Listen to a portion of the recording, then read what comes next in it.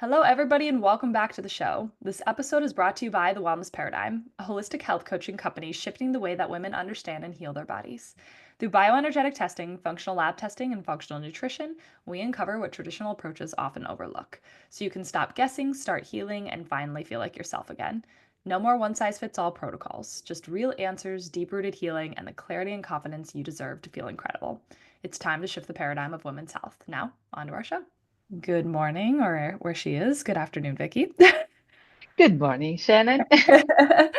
I appreciate you coming on. I think this is going to be a fabulous topic. Um, we were chatting a little bit before we recorded about wellness, and she is a financial expert and how important that, financial wellness is to the overall wellness of particularly women, and kind of shifting the paradigm for what this means, how people can take control of this. So I'm definitely interested on what you have to say and your unique spin on it because Vicky or Victoria really she empowers women to reclaim control over their finances, and she blends ancient goddess archetypes with practical expert-backed money strategies. So, Vicky, welcome to the show. Thank you. Thank you so much for having me on the podcast, Shannon. What you said about having, financial wellness alongside health as, the primary wellness topic that we all think about. But then we also have our relationship wellness, and we can have wellness in so many different areas of our lives. And when we balance these and we have achieved, this moment when we feel relaxed, the stress is gone, then, life's so much better, so much more beautiful. And finances play a crucial role in this picture because they are one of the areas that cause people, and especially women, most stress, most anxiety, and most frustration. And it's interesting to note that even in today's world where we have so much information, like it's really overwhelming as to the amount of data and programs and that can teach you anything you want about finances, it's becoming even harder to sift through all that financial noise. And what I find in my conversations with women is that we're not particularly that interested in the numbers and in the exact, rates of return and all of that. It's more about the psychological piece and the clarity and just regaining back our power, our own confidence when we manage our own money and investments. So my focus in my work is exactly that, to empower women, to give them the clarity and the confidence to start managing their money like a goddess. And that's the spin that you mentioned. I use goddess archetypes and I use ancient mythology as a way to draw upon from this ancient wisdom that's in the stories we've all heard as children, because there are such jewels there that we can take and apply to our financial lives, even in our modern days. So, yep, I'm using these stories and I'm using this approach to let women know there's nothing to fear, there's nothing to stress about, and anyone can take on this journey. I love that. And now, somebody listening who is like, okay, you've lost me, maybe. I have no idea what a goddess is, an ancient, maybe they've heard of mythology, but this is a very different term for probably many listeners. So, can you dive a little bit more into what that actually is and then how that actually ties into, figuring out financial well-being? Yeah, well, that's a great question. I haven't been asked this before, but I'm glad we're first figuring out what a goddess is, what a goddess archetype is. So in ancient mythology, and I'm mostly looking at ancient Greek mythology and ancient Egyptian mythology because I'm mostly familiar with those two. But we can also look at Hindu mythology, ancient Japanese mythology also has gods and goddesses, and in Europe we also have the Vikings. Mhm. They also have very interesting gods and stories there. But all these stories that ancient people came up with, they try to explain how the world works. So they used these stories to explain natural laws or a natural phenomenon or even some phenomenon in their society. And when they couldn't explain, they couldn't find, a logical reason, they would make up these stories to fill in the gap, right? Get the reasoning behind. And over time, these archetypes of specific gods and goddesses evolved, and each one of them has a very specific set of personality traits and ways of behaving and in Greek mythology, it's interesting to note that the gods and the goddesses look very much like humans, right? They have a very specific outlook, like a male, female with these features and that look and all of that. For example, in Japanese mythology, you don't have that. You don't. Their gods and goddesses have no personification. So going back to the Greeks, they developed these gods and these goddesses in their own image. So they have very interesting personalities that have a specific set of characteristics, and in the book that I wrote, I take a look at five specific goddesses, three from Greek mythology, one from Egyptian, and one from Hindu mythology. And I explain what their archetype is, what they stand for, what they are goddesses of, what they represent. And from that viewpoint, I take their major personality traits and I translate them into financial lessons for modern day women who recognize themselves in these archetypes. I'll give you just a quick example so that it makes more sense. Let's say we're looking at Athena, who is a daughter of Zeus, and she is the goddess of wisdom, of intelligence, and even war and strategy. So when we talk about these characteristics and we apply them onto our financial lives, they translate into a person who likes to budget, who likes to track expenses, who likes to have a plan, a savings plan and an investment plan, who really likes structure and sticking to that structure. So this was my initial primary archetype. When I recognized that, I saw, I love spreadsheets. I loved working with those numbers and seeing where they flow. And with time, I realized this archetype was too strong for me, and that's not good because I need to balance it out with some characteristic from other goddesses. And so everyone can recognize their primary force, like primary archetype, but they can pull different traits and different behaviors from other archetypes so that they complete this picture of who they holistically are. And so we are all very unique blends of different archetypes. And that's the major point actually in the book because while we recognize ourselves in one or two, we actually need to think about all the different ways that we can work with money and we can work with the energy of money and really pull in those lessons and put them in practice in our lives. Yeah, so interesting. Um, I'd be curious on what sort of like light bulb or aha moments people have had when they've kind of maybe they've explored money before, maybe they really haven't, then they understand it more under this lens.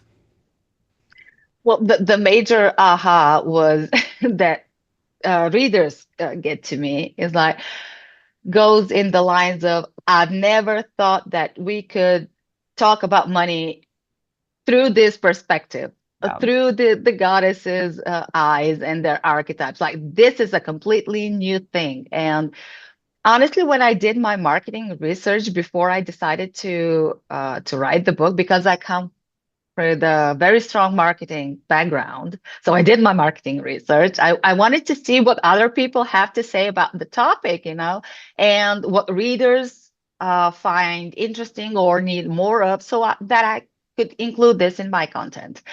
And interestingly enough, now no one talks about this. No one has ever explored money and our relationship with money, our money stories, behaviors, even savings strategy, anything that we do with money through the perspective of gods and goddesses archetypes, through mythology, through these stories. And that was the biggest aha moment for readers, that yes, this could also be a way to look at how you deal with money in your everyday life. Yeah, I love that. Now, I feel like a lot of women struggle with confidence when it comes to money. Um, and I'm curious on how maybe embodying certain archetypes helps shift this for them. Yeah. Yeah. Oh, that's for sure. I remember when I started on my own journey managing the family's finances, that it was a very, very tough start. Because I come from a country that's post-communist, Eastern European country. We didn't have access to international financial markets and investments up until the 90s. So we were several decades behind the westernized world, right? Yeah. And when we switched from communism to democracy, we had all these crazy financial crises going on, and they instilled a lot of fear, a lot of a scarcity mindset. Everyone around me was scared about money, and we never talked about it really in everyday conversations. So when my time to take on the control of our finances came, um, it was really hard to to see where I need to start from. Because at that time now we had like millions of resources available. So it makes it even harder to decide, okay, this is how I start, this is what I do. But anyway, I did my own like master's degree in finances, personal finances on my own. I studied, I read books, I took courses, and all of that. I created our strategy. And when I talked with other women about money, this thing always showed up, like this lack of confidence. They would either prefer their partner, spouse, do the financial calculations, or if they happen to be on their own, they would prefer to hire a financial consultant or advisor to take care of their money. But the thing is, no matter who manages it, the responsibility still is yours. Yeah. So if you take back that control, if you take back that confidence, it becomes easier just to understand what your money does to start Mhm. with. But it's a matter of deciding it's time to reclaim that control back. And no one else can do it for you, right? It doesn't matter how many books you read or a podcast you listen to. It's just when the right time comes, people are ready, and women are ready to do this. And what I do is just offer them a different way to approach the topic. Which I think is important, but I like what you mentioned about that it can be really overwhelming. I feel like so often it's like we want to take control, but there's like, well, I could do this or this, that, and then you do none of it. So, Yeah. I'm sure you see that a lot. I see that, not only in many people's health journeys. Um, Mhm. but what would be maybe one or two practical steps that you would give somebody to help them just start reclaiming a little bit more control, confidence, around the money narrative? Yeah. The first thing that I would always suggest, because it's like the ground zero, and you need a solid ground to step on before you take any further action. To me, this is learning about your own money story. Like, Mm, what kind of beliefs do you have about money? Where do they come from? Where did you hear them? Why are they ingrained in your, I don't know, DNA, in your behavior? This is so crucial because it tells you all the stories in your head around money that you first need to work out before you can do anything else. And don't get me wrong, you can still do, the tactics. You can still pick your investments and save for retirement and all of that, but you still not have the clarity. You'll do it mechanically. You'll do it because somebody says that's the right way to do it, but you won't understand it. And it's all about the doing. And with what we are trying to do with first digging up the stories and working with them is trying to blend the two ways of being in this world, right? The feminine and the masculine way. The masculine being the doing, the tactics, the mechanics, and we try to bring in a more feminine energy, softer, more nurturing, which will help you heal first those money wounds, those money stories. And so when you blend these two together, then the journey is on a whole different level. But I would say start with exploring what you believe about money to be true and why. And then transforming those conversations. And then, it's interesting once you get on this road, like once you get on first step, second step, the next ones just appear before you. They just unfold naturally, and you get the clarity to see what you need to do next, and you get to listen to your intuition on what you need to do next. So that's what I'm doing. I'm bringing this more feminine perspective into the whole financial industry, which is so masculine and so aggressive. And I think that's partly why women are so scared because it's so aggressive. It's so not us, right? But there could be another way to have this conversation, make it more feminine, make it more empowering. That's so true though, right? But you don't think about it like that.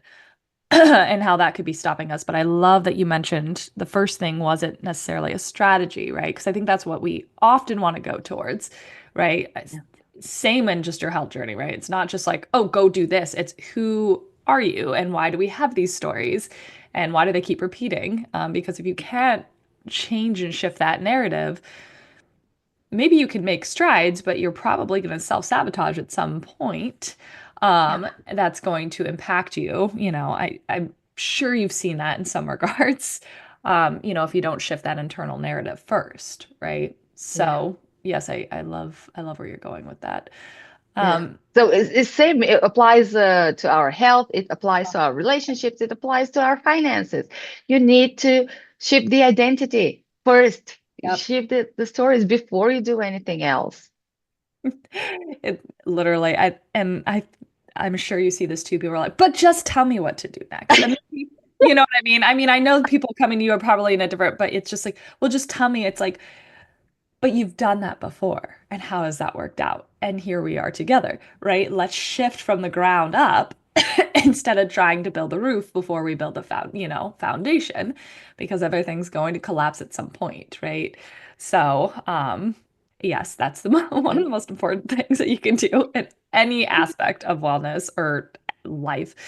Um, I think kind of wrapping things up, what would be maybe one or two of your favorite takeaways that you would give some, if a woman's wanting to explore this kind of avenue of financial wellness, maybe what you've said has intrigued them, sparked a little bit something in them. Um, what would be kind of some words of wisdom you would give them? Well, to me, getting on your journey on to transform your finances, to transform your health, your relationship, your life, it all starts with getting a clear picture of who you are today, how you came here, who you want to be, and how to get there. And just shifting that identity and personality before you apply the tactics. Now, if you choose your path to this outcome through archetypes or through manifestation or through any other means, is just a means of how you will get there. But first, you need to work on the grounding principles. So, for anyone interested in this work with the goddess archetypes, I would just tell you that you are a unique blend of multiple goddess archetypes. And the journey to unveiling these ladies and their powers and their strengths and their shadow sides and how they come up in your own life, it's really intriguing, it's really exciting, and you won't believe just how unique this intertwining of these archetypes into financials can be if you decide to go that path. But as opposed to the general financial advice that we get, which is always trying to, fit everyone into, one size fits all strategy, this approach is very individual. It's very person specific because we're all so different and our financial lives are different and our financial goals are different. And so the path to get there should also be unique and specific to who we are. Mm, yeah, love that. If people wanted to explore a little bit more on what you do or find you, where can they do that? They can find me on Facebook if you search for Viktoria Chervenkova, or I would also say that the book that talks about the money goddesses and how to start your financial journey with them. It's available on Amazon and it's actually free for Kindle Unlimited users. So if you have Kindle Unlimited, you can go check it out on Amazon. The full title is Unleash Your Inner Money Goddess, Ancient Female Wisdom for Modern Wealth. It's a long title, but I love that title. it's a That's long awesome. one, but I think it says it sums up the book really, really well. Yeah, so Amazon is where you get the book, and you can get in touch with me on Facebook. It's the easiest way because I'm on it pretty regularly. Awesome. Well, I'll include your name because I know people are like, wait, how do you say that? How do you say that? So I'll include that Facebook link as well as the Amazon link as well. So that way you guys can go find it. If it's something you would love to explore, I'd love for you to reach out to Vicky directly. And if you found this helpful, I would love to hear feedback. I'm sure Vicky would as well. So feel free to shoot us a message, or as always, leaving a review helps us reach many more women as well. So we always appreciate that. But Vicky, thank you for coming on to the show. I really appreciate your time. And thank you, listeners. And we'll catch you guys on the next show. Thank you so much, Shannon, for having me. It was a pleasure. Thank you, Vicky.